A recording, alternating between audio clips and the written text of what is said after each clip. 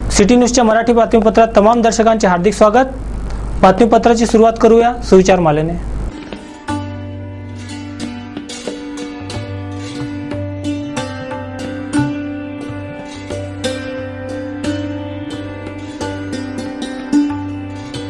आता बघूया बातमीपत्रातील ठळक बातम्या।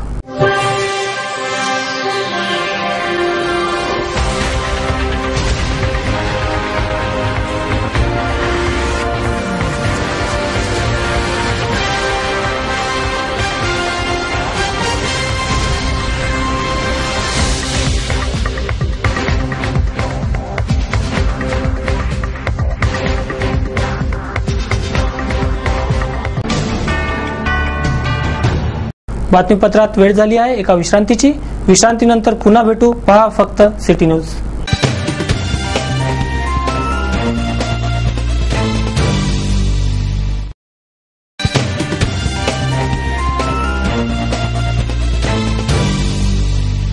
विश्रांतीअंती पुन्हा आपले स्वागत। चला बघूया बातम्या विस्तारित स्वरूपात।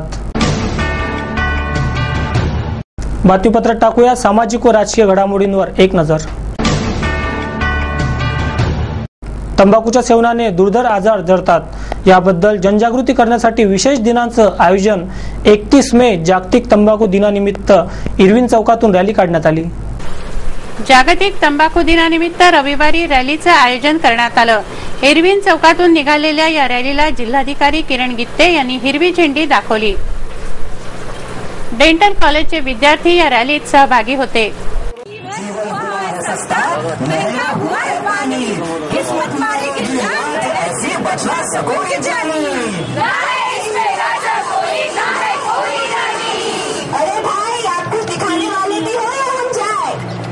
तर सर्वप्रथम पाहूया या जीव घेण्यात तंबाखू सेवनाची व धूम्रपानाची सवय नेमकी जळते तरी कशी।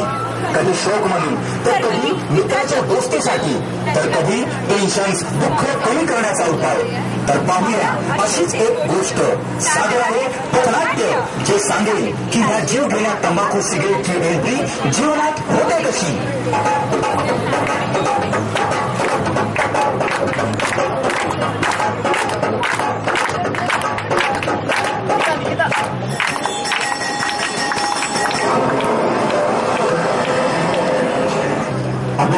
शेवटचा पेपर खराब गेला असं वाटतं यावेळेचा पेपर लटकतोय। अरे जाऊ दे, टेन्शन ऑफ दिवस नाही म्हणे एक सिगरेटची तंबाखू नाही घ्यायसाठी काय पाहिजे। सिगरेटची तंबाखू कोणी येणार आहे याच्या नसेल तो सर्व मिसळून नसेल। अगो यांना कॅन्सर होते, तू घेऊ नको। अरे काही नाही होत, पिऊन तर बघ। नाही मी नाही घे काय होते नाही बा मी घे कसा म्हणतात हा निघ नको।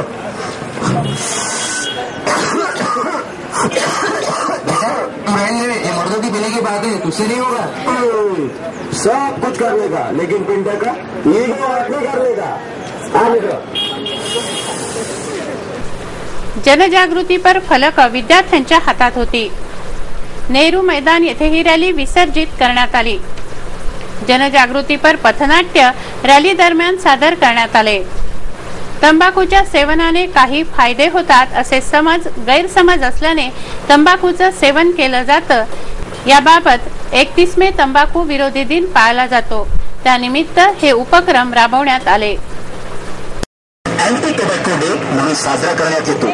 यामागील उद्देश म्हणजे लोकांमध्ये तंबाखूचे दुष्परिणाम सांगून जनजागृती करणे।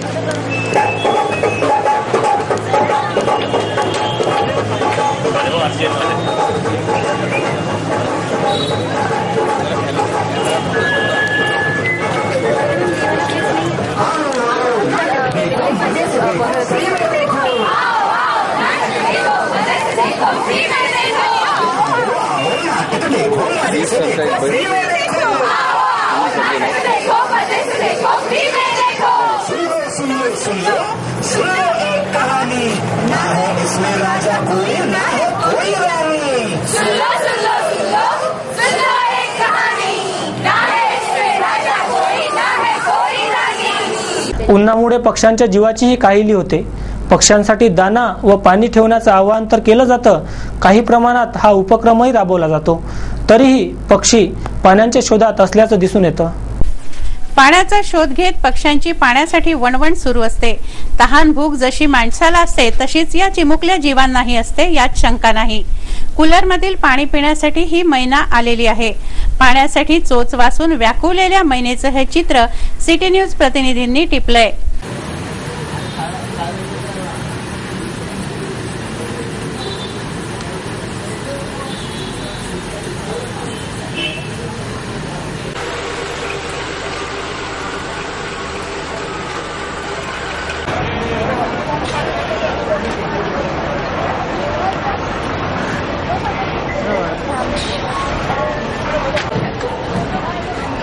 माणसाचे पूर्वज असलेले माकडही यापेक्षा वेगळे नाहीत. ही माकडं अगदी शहाण्यासारखी बिस्किटं घेऊन खात आहेत.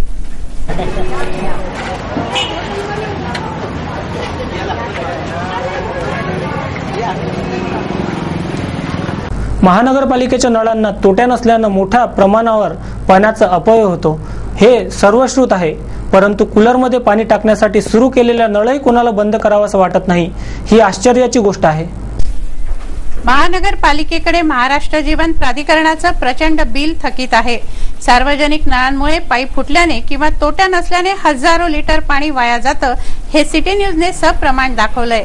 महानगरपालिकेत कूलरमध्ये पाणी भरण्यासाठी नळ सुरू केला, मात्र कूलर भरूनही पाणी वाहत असताना तो नळ बंद करण्याची गरज मात्र कोणालाच वाटली नाही. शेकडो जण येथून येणं जाणं करत होते. मुख्य म्हणजे ज्या व्यक्तीने हा नळ सुरू केला तो नळ बंद करण्याची जाणीव किंवा जबाबदारी त्याचीच आहे. ही जाणीव तो नक्कीच ठेवू शकतो. पाणी वाचवण्यासाठी शासन मोठमोठ्या जाहिराती चालवून जनजागृती करतं, मात्र या कशाचाच परिणाम इथे दिसत नाही.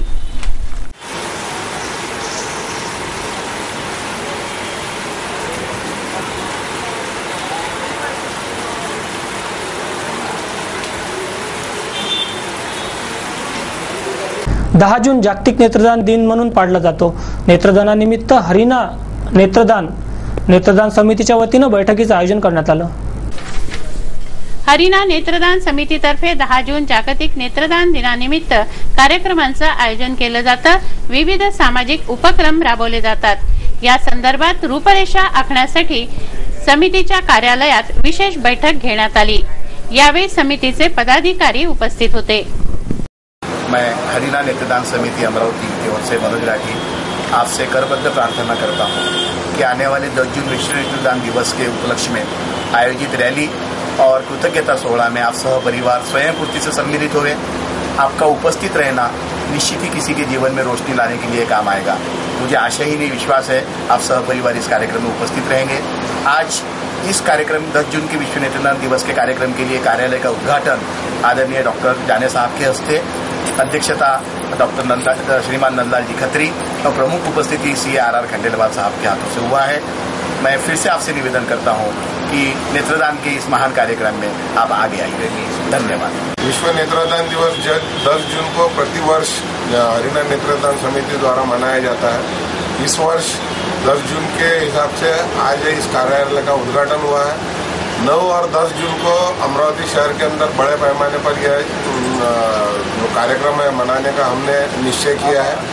और 10 तारीख को समर्थ हाई स्कूल देवरणकर नगर के पास से भव्य रैली का आयोजन, जिसमें शहर की कम से कम 150 से 200 बुलेट सामने रहती है, बाद में स्कूटर रैली. ऐसा है करीबन 400 से 500 स्कूटर का पूरा रैली हम निकालते हैं. और उसके बाद में इस रैली का अमरावती शहर के विभिन्न जो चौराहे हैं मुख्य रास्ते से होते हुए यह रैली टाउन हॉल के अंदर इसका विसर्जन होगा. और टाउन हॉल के अंदर इसके बाद में 7 साढ़े 7 के आसपास में शाम को विश्व नेत्रदान दिवस का कार्यक्रम वहाँ आयोजित होने वाला है.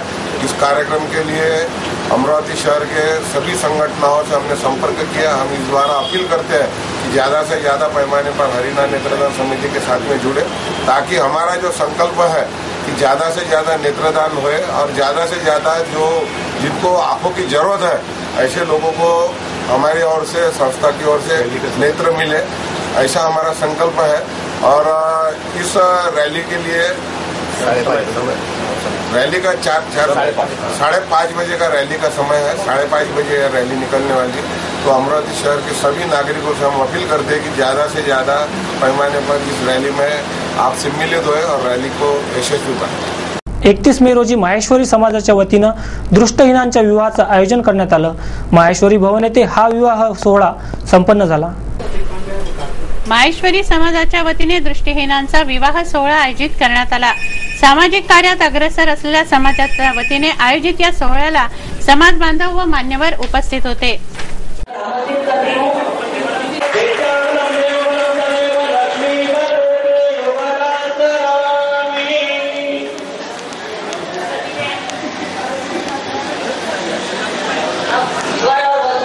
एक दूसरे के गले में माल्यार्पण कर अपना नए जीवन की शुरुआत करेंगे।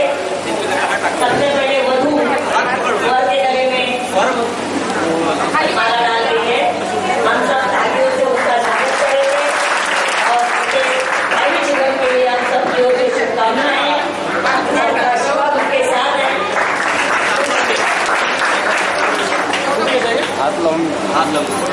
साथ ही पुष्पगुच्छ के पंडित जी पुष्पगुच्छ का भी आदान प्रदान कराए।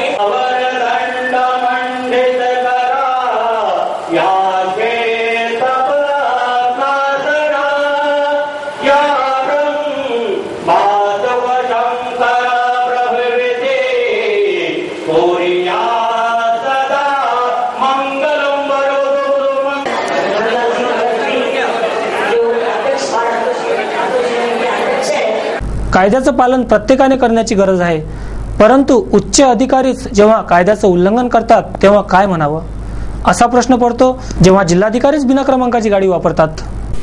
नियमाप्रमाणे ट्रेड नंबरचं वाहन डीलर कडून आरटीओ कार्यालयात नेलं जातं। तेथे रजिस्ट्रेशन झाल्यानंतर वाहनावर क्रमांक लिहिणं गरजेचं आहे, परंतु ट्रेड नंबरवरच गाडी चालवली जाणे हा दंडनीय गुन्हा आहे। हा गुन्हा अजाणतेपणी का होईना जिल्हाधिकाऱ्यांच्या हातून झालाय।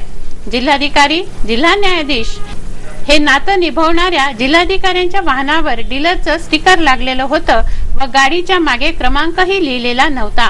विशेष म्हणजे अंबर दिवा या गाडीवर होता। या प्रकारची चूक तत्कालीन जिल्हाधिकाऱ्यांकडूनही झाली होती। आता बघूया याबद्दल आरटीओ काही कारवाई करतं का की तेरी भी चूक मेरी भी चूक।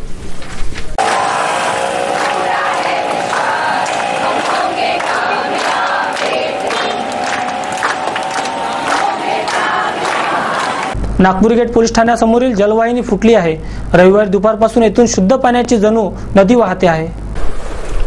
नागपूर गेट पोलीस ठाण्यासमोर महाराष्ट्र जीवन प्राधिकरणाची जलवाहिनी फुटल्याने तेथून धोधो पाणी वाहत आहे।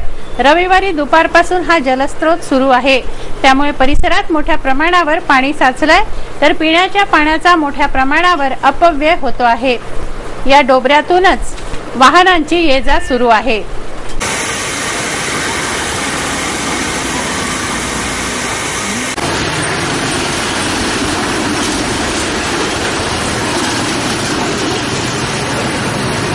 चांदूर बाजारामध्ये डॉक्टर बाबासाहेब आंबेडकर बालोद्यान तयार करण्यात आले। लाखो रुपये खर्च करून तयार करण्यात आलेल्या या उद्यानाचा कारभार त्यांच्या मर्जीनुसारच चालतो। प्रशासनाचं याकडे पूर्णतः दुर्लक्ष आहे। बालकांना खेळण्यासाठी चांदूर बाजारमध्ये डॉक्टर बाबासाहेब आंबेडकर बालोद्यान तयार करण्यात आलंय, मात्र लाखो रुपये खर्च करून तयार करण्यात आलेल्या बालोद्यानाची अत्यंत दुर्दशा आहे। बालोद्यानातील सौंदर्यीकरणाची तर ऐशी तैशी झालीच आहे, शिवाय खेळण्यांवर गंज चढलाय। बालोद्यानाच्या आवारात जीवघेण्या विहिरी आहेत, कचऱ्याचे खच आहेत। या जीवघेण्या विहिरी तशाच ठेवून ही जागा बालोद्यानासाठी कशी निवडण्यात आली हा प्रश्न दृश्य पाहून पडतो। उद्यानासमोर अवैध पार्किंग केलं जातं। प्रशासकीय अनास्थेमुळे बालोद्यानाची ही दुर्दशा झाली आहे। येथे कर्मचारी तर तैनात आहेत, परंतु बालोद्यान उघडलंच जात नाहीत। त्यांच्या मर्जीनुसार कारभार चालतो। कर्मचाऱ्यांना वाटलं तर ते उद्यान उघडतील, अन्यथा नाही। याकडे प्रशासनाने लक्ष देण्याची मागणी नागरिक करत आहेत। चांदूर बाजार नगरपालिकेचे जे डॉक्टर बाबासाहेब आंबेडकर बाल उद्यान आहे, या उद्यानाला लहान मुलांना खेळण्यासाठी जे साहित्य आहे ते साहित्य बांधून ठेवलं आहे। नगरपालिकेने ते साहित्य दुरुस्त करून लहान मुलांच्या सोयीसाठी उपलब्ध करावे। त्याचप्रमाणे या बाल उद्यानाची वेळ ठरवण्यात यावी, सकाळी व संध्याकाळी, की जेणेकरून लहान मुलं या बागेत आपले मनोरंजन करण्यासाठी येऊ शकतात। त्याचप्रमाणे ह्या बगीच्यामध्ये त्या बाल उद्यानामध्ये असलेली जुनी विहीर ही उघडी असून त्याचा पिंजरा बसवण्यात यावे, कारण बागेमध्ये येणारे जे लहान मुलं आहे ते जेव्हा बागेमध्ये खेळतील तर अपघात होण्याचा संभव होऊ शकतो। म्हणून नगरपालिकेने त्याकडेही लक्ष द्यावे आणि हे बाल उद्यान लहान मुलांसाठी लवकरात लवकर तयार करून द्यावी। शासनाने लहान मुलांसाठी अनेक उपाययोजना राबवल्या, परंतु त्या उपाययोजना प्रशासनाच्या दिरंगाईमुळे दुर्लक्षित होत असल्याचे दिसून येत आहे। त्या उपाययोजनेपैकी लहान मुलांसाठी राबवलेली उपाययोजना म्हणजे बाल उद्यानाची निर्मिती। चांदूर बाजार येथे डॉक्टर बाबासाहेब आंबेडकर बाल उद्यानाची निर्मिती नगरपालिकेमार्फत काही वर्षापूर्वी करण्यात आली, परंतु नगरपालिकेने पाहिजे तेवढा त्या बाल उद्यानाला प्रतिसाद दिला नाही। त्याच्याकडे नगरपालिकेतर्फे दुर्लक्ष करण्यात आले। त्याच्यामुळे आज नगरपालिकेच्या दुर्लक्षितपणामुळे डॉक्टर बाबासाहेब आंबेडकर हे बाल उद्यान मरण यातना भोगत असल्याचे दिसून येत आहे। सर्वात मोठी महत्वाची गोष्ट म्हणजे डॉक्टर बाबासाहेब आंबेडकर बाल उद्यान हे मुख्य मार्गावर असल्यामुळे इथे अनेक प्रकारचे अनधिकृत पार्किंग निर्माण झालेली आहे। त्याचप्रमाणे उद्यानाच्या आतमध्ये अनेक प्रकारचा कचरा साचलेला आहे। जी खेळणी होती ते जुनी झालेली आहे, खेळणीला जंग लागल्याचे दिसून येते। त्याचमुळे अनेक प्रकारच्या खेळणीला इथे कुलूपही लावण्यात आलेले आहे। बाल उद्यानाच्या आतमध्ये एक जुनी खोदून ठेवलेली विहीर आहे, त्या विहिरीवर पाहिजे तेवढी जाळीही टाकण्यात आलेली नाही। म्हणजे अनेक दिवसापासून हे बाल उद्यान बंद अवस्थेत आहे। इथे प्रशासनाने कर्मचाऱ्यांची नियुक्ती करून दिली, परंतु बाल उद्यानाचा वेळ अद्यापही नियुक्त झालेला नाही। त्यामुळे हे बाल उद्यान मुलांसाठी की शासनाचा नगरपालिकेचा लाखो रुपये खर्च झालेला पैसा इथे डुबीत असल्याचे दिसून येते। त्याचप्रमाणे हे बाल उद्यान जर इथं सुरळीतरित्या चालू करण्यात आले तर लहान मुलांसाठी सर्वात मोठा इथे आनंददायी वार्ता निर्माण होईल। कॅमेरामॅन शशिकांत यांच्यासोबत जगदीश डोरे, सिटी न्यूज, चांदूर। चांदूर बाजार येथे पुण्यश्लोक अहिल्याबाई होळकर यांची जयंती साजरी करण्यात आली। अहिल्याबाई होळकरांना विनम्र अभिवादन करण्यात आलं। पुण्यश्लोक अहिल्याबाई होळकर यांची जयंती चांदूर बाजार मध्ये साजरी करण्यात आली। अहिल्याबाईंना आदरांजली वाहून कार्यक्रम घेण्यात आला। सरबताचं वाटप यावेळी करण्यात आलं। चांदूर बाजार पोलीस ठाण्याचे PSI विक्रांत पाटील यांनी कार्यक्रमाचं उद्घाटन केलं। कार्यक्रमाला मोठ्या संख्येनं नागरिक उपस्थित होते। एक नजर बातमीपत्रातील अन्य महत्त्वाच्या घटनांवर। एसटी कोऑपरेटिव्ह बँकेच्या संचालक पदाची निवडणूक नुकतीच संपन्न झाली। ही निवडणूक 19 संचालक पदासाठी लढवण्यात आली। महाराष्ट्र हा मतदारसंघ असून पूर्ण महाराष्ट्र पातळीवर महाराष्ट्र एसटी कामगार संघटनेचे पूर्ण 19ही संचालक जवळपास 10 ते 12 हजार मतांच्या लीडने निवडून आले आहे। एसटी कोऑपरेटिव्ह बँक ही वेळोवेळी एसटी कामगारांना आर्थिक मदत करत असते। संपूर्ण एसटी कर्मचाऱ्यांनी व संचालकांनी विजयाचा जल्लोष साजरा केला।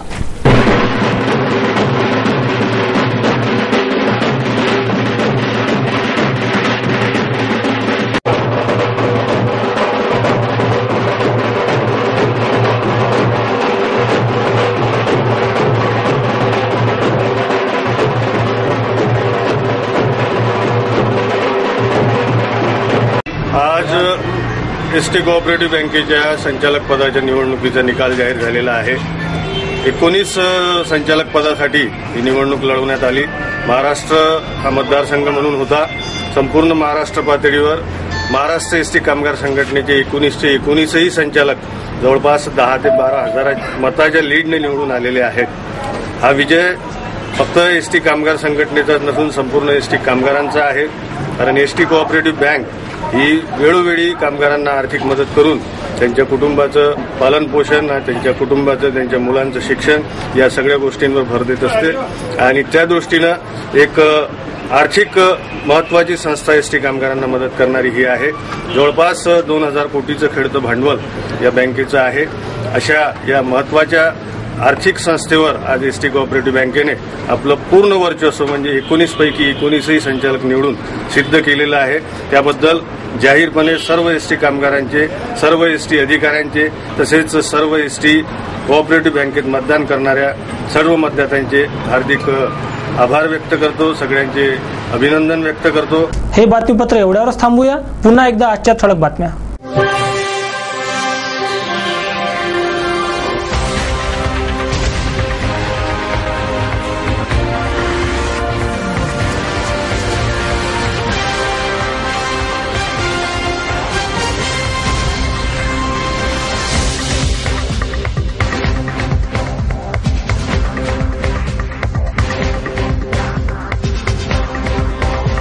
वेळ झाली आहे आपली रजा घेण्याची. आपणास काही माहिती द्यायची वा काही सुचवायची असेल तर आमच्याशी थेट संपर्क करा.